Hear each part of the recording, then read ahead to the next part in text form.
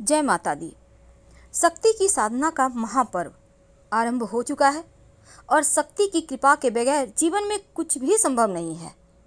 माँ दुर्गा ही शक्ति की देवी हैं और वह निर्बलों को शक्ति देती हैं, निर्धन को धन देती हैं। जो भी उनकी शरण में आ गया उनकी वो रक्षा करती हैं। जीवन से जुड़ी हर प्रकार की विपत्तियों को पल भर में दूर कर जीवन में सुख, शांति, आरोग्य, अच्छा स्वास्थ्य देती हैं। देवी दुर्गा की नवरात्रि में साधना करते समय कुछ नियमों का पालन जरूर करना चाहिए। आइए जानते हैं कुछ खास नियम और वो कौन सी वस्तु है जो नवरात्र के दिनों में जरूर खाना चाहिए। देवी की कृपा पूरे साल बरसती है।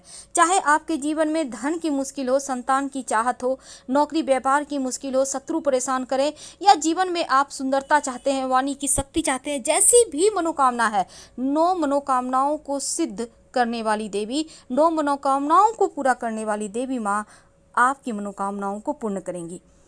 तो नवरात्रि में जो माँ दुर्गा हैं उनकी उपासना जब भी आप कीजिए, जब भी मंत्र जप कीजिए, अगर संभव हो तो चंदन की माला से करें। अगर चंदन का माला नहीं है तो कोई बात नहीं, आप 108 पुष्प गिन कर रख लें, फिर उससे कर सकते हैं। एक एक करके पुष्प अर्पित करते जाएं माता रानी को।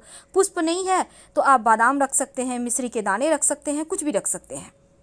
माँ लक्ष्मी की उपासना अगर कर रहे हैं नवरात्र के दिनों में तो माँ का मंत्र माँ लक्ष्मी का स्फटिक की माला से या कमल गट्टे की माला से जपना चाहिए। अगर यहाँ भी आपके पास माला नहीं है तो ऐसी स्थिति में आप, जैसा कि हमने बताया, बादाम, मिश्री या पुष्प लेकर आप गिनती करके अर्पित कर सकते हैं। वैसे माँ लक्ष्मी को आप बेलपत्र भी अर्पित कर सकते हैं। सबसे ज़्यादा प्रसन्न वो बेलपत्र से ही होती हैं। माँ के मंत्र जब भी आप जप करें तो जैसे कि आप आज 108 बार किया, कल 216 बार, ऐसा मत कीजिए। रोज़ एक ही गति से कीजिए। आज माता मान लेते हैं माँ, जैसे आज के दिन आपने माँ शैलपुत्री की आराधना की तो कल आप करेंगे ब्रह्मचारिणी की। तो मंत्र की संख्या वही रखिए। इससे क्या होगा ना, आप ज़्यादा फल प्राप्त कर पाएंगे। और जब भी आप मंत्र जप करें, पूजा पाठ करें तो इधर उधर मन मत भटकाइए, शांत रहिए। हमेशा ही ऊन या कंबल के आसन पर ही बैठिए तो आप ज़्यादा अच्छे से साधना कर पाएंगे। और भूल कर भी नवरात्र में काला रंग, ब्लू कलर, डार्क बैगनी, डार्क कोको कोला कलर, इस सभी कलर का प्रयोग बिल्कुल भी ना करें, वस्त्र का खासकर। माँ दुर्गा को तमाम वस्तुएं अर्पित होती हैं तो पहले से ही एकत्रित करके रख लें ताकि आपको बाद में असुविधा ना हो। नवरात्र में देवी दुर्गा की साधना आराधना करते समय आपका फेस हमेशा पूरब या उत्तर दिशा में हो, इस बात का ध्यान रखिए। और नवरात्रि में देवी की आराधना करते समय ब्रह्मचर्य का पालन करना अति आवश्यक है। मन में भूल से भी किसी भी तरह का गलत विचार मत लाइए और भगवान के, माता रानी के जिस भी स्वरूप की आप साधना आराधना कर रहे हैं उनके स्वरूप का मन ही मन हर समय ध्यान कीजिए। तो शक्ति की साधना का शुभ फल प्राप्त करने के लिए व्रत रखा जाता है। आप व्रत रखें या ना रखें, कम से कम लहसुन, प्याज, मांस, मदिरा, इन चीज़ों का सेवन भूल कर भी ना करें, वरना आपको व्रत का पूरा फल नहीं मिलेगा। तो नवरात्र में वो कौन सी वस्तु है जिसे आपको जरूर खाना चाहिए ताकि माता रानी की कृपा बरसती रहे। देखिए, माता रानी के 9 स्वरूपों की पूजा 9 दिनों में की जाएगी। तो माँ के हर स्वरूप का अलग मंत्र है, अलग भोग है और अलग तरीके का वो वरदान देती हैं। इसीलिए आप पहले दिन माँ शैलपुत्री की आराधना करेंगे, पूजा करेंगे तो आप माता रानी को शुद्ध घी गाय का अर्पित करेंगे भोग में। और ये गाय का घी आप प्रसाद के रूप में खुद भी खाइए, पूरे परिवार को दीजिए। हर व्यक्ति पूरे साल अच्छा स्वास्थ्य, यानी उनको वरदान मिलेगा और वो आरोग्य को प्राप्ति होगी और गंभीर बीमारियों से भी रक्षा होगी। अब माँ का दूसरा स्वरूप है माँ ब्रह्मचारिणी। जब आप माँ ब्रह्मचारिणी की पूजा करेंगे तो माँ को शक्कर का भोग लगाया जाता है, शक्कर या फिर मिश्री जिसको चीनी कहते हैं। तो आप भोग लगाने के बाद प्रसाद के रूप में पूरे घर परिवार के साथ खाइए। आप सभी का आयु बढ़ेगा और स्वास्थ्य भी उत्तम रहेगा, आरोग्य प्राप्त होगा, लंबी आयु प्राप्त करेंगे। नवरात्र के तीसरे दिन माँ चंद्रघंटा की पूजा होती है। तो इस दिन माँ को दूध या दूध से बनी चीज़ें अर्पित की जाती है। दूध आप चाहें तो गाय का कच्चा दूध आप एक कटोरी में, चांदी की कटोरी में या कोई भी कटोरी आपके पास है, तो माँ को भोग लगाइए, फिर प्रसाद के रूप में खाइए। या आप दूध से बनी हुई कोई भी मिठाई माँ को भोग लगा सकते हैं और प्रसाद के रूप में खाइए। आप दान भी कर सकते हैं थोड़ा सा मिठाई। खुशी बढ़ती है, जीवन में खुशियाँ आती हैं नवरात्र के चौथे दिन माँ का जो चौथा स्वरूप है कुष्मांडा स्वरूप की पूजा होती है। माँ की उपासना करने से कठिन रोग, जटिल से जटिल समस्या, हर कष्ट दूर हो जाते हैं। तो माँ को मालपुए का भोग लगाया जाता है। अब मान लेते हैं मालपुए आपको नहीं बना पाए किसी कारणवश, तो आप गुड़ का भोग लगाइए, खुद भी खाइए और सबको खिलाइए। बुद्धि तेज होगी, आपकी वाणी की शक्ति बढ़ेगी, दिमाग एक्टिव रहेगा। नवरात्र के 5वें दिन माँ स्कंद माता की पूजा की जाती है और माँ के इस स्वरूप की पूजा करने से भक्त की सभी मनोकामनाएं पूर्ण होती है, संतान की प्राप्ति होती है। इसलिए माँ को इस दिन केले का भोग लगाएं। जब भी केले का भोग लगाएं जोड़े की संख्या में, यानी 2, 4, 6, 8, 5 या 11 साथ मत लगाइएगा। केले का भोग हमेशा जोड़ा ही लगाना चाहिए। और अगर गुरु कमजोर है तो आप केला दान भी कर सकते हैं। नवरात्र के छठे दिन देवी कात्यायनी की आराधना की जाती है और उनकी पूजा करने से अर्थ काम मोक्ष की प्राप्ति होती है। माँ को शहद का भोग लगाया जाता है। अगर आपके घर में चांदी का बर्तन है तो उसी में रखकर शहद का भोग लगाइए और पूरे परिवार के साथ खाइए। जीवन में मिठास घुलेगा, प्रेम बढ़ेगा अपनों के साथ। 7वें दिन माँ कालरात्रि की पूजा होती है। माँ कालरात्रि भूत प्रेत नकारात्मक शक्तियों से रक्षा करती हैं, सभी दुख दूर करती हैं।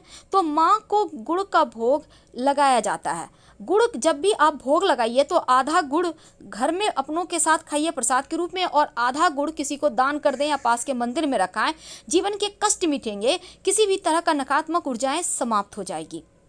नवरात्र के 8वें दिन माँ महागौरी को नारियल का भोग लगाया जाता है और नारियल का भोग लगाने से घर में सुख समृद्धि बढ़ती है, संतान से जुड़ी समस्या दूर होती है और पूरे परिवार के साथ प्रसाद में जो भी आपको नारियल मिल गया है जरूर खाइए, खुशियां बढ़ेंगी, सुख आएगा। और आखिरी दिन माँ सिद्धिदात्री की पूजा होती है। तो माँ सिद्धिदात्री को जगत को संचालित करने वाली देवी माना जाता है और इस दिन माता को तिल का भोग लगाया जाता है। तो नवमी के दिन तिल का भोग लगाने से किसी भी तरह का जीवन में अनहोनी नहीं होती, जो आकस्मिक घटनाएं हैं वो नहीं घटती और जीवन एकदम से स्मूथ चलता है। तो माँ के 9 दिनों में 9 भोग लगाइए और प्रसाद के रूप में खाइए।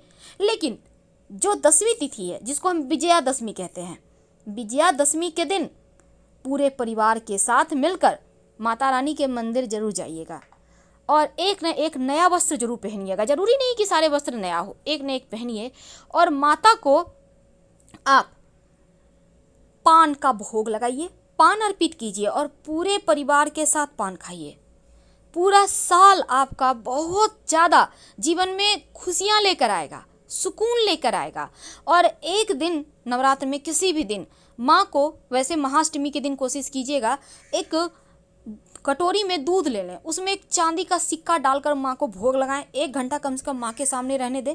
बाद में इस सिक्का को पोंछ कर अपने पास संभाल कर रख लें। जो दूध है थोड़ा थोड़ा प्रसाद के रूप में खा लें, एक बूंद, और बाकी का ज़्यादा दूध नहीं लीजिएगा, इतना ही लीजिए कि चांदी का सिक्का उसमें डूब जाए।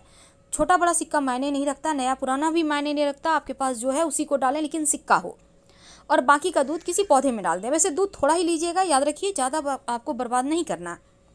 तो इस तरह से आप 9 दिनों में 9 भोग आपको जरूर खाना है।